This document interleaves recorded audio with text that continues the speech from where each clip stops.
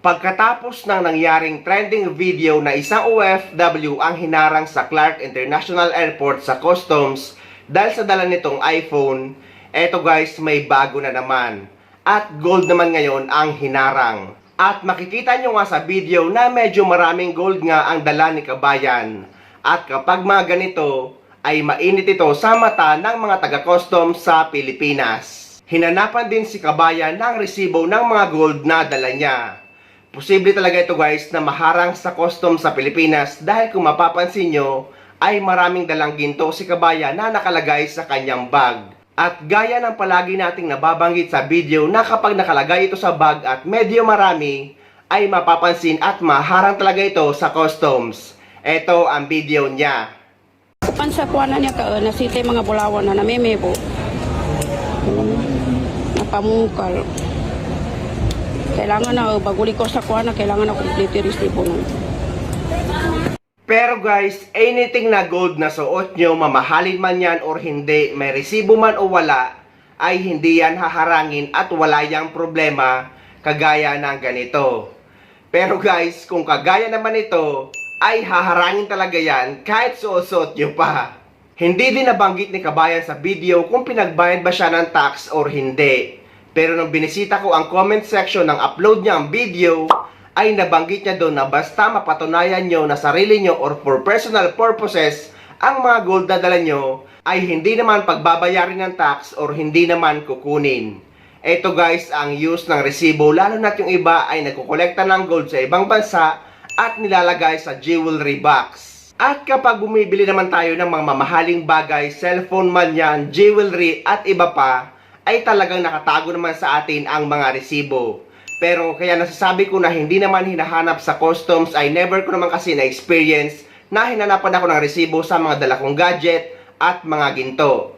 Pero guys, magandang idea to na nakuha natin kay Kabayan sa experience niya na sinabi niya na basta daw mapatunayan nyo na sa inyo or for personal purposes ang mga ginto na dala nyo, kahit marami pa ito na nakalagay sa jewelry box, basta may resibo na nakapangalan sa inyo, ay hindi kayo pagbabayarin ng tax.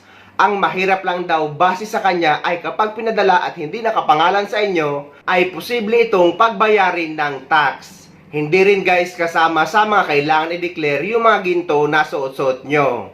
Pero yung mga nakalagay sa bag nyo, ay kailangan nyo itong i-declare dahil kahit hindi nyo ito i-declare, ay makikita nila yan sa scanning machine.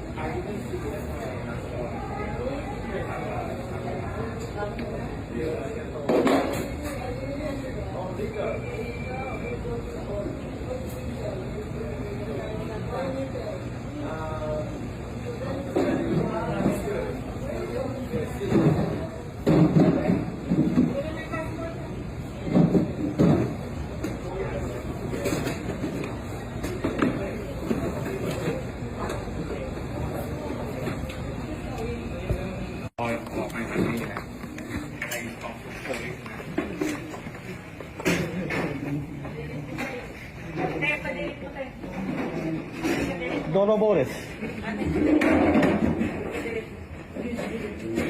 Okay?ได้คืนนะครับพี่ เดี๋ยวขอรับก่อนครับ รับเลยครับ Please delete the videos and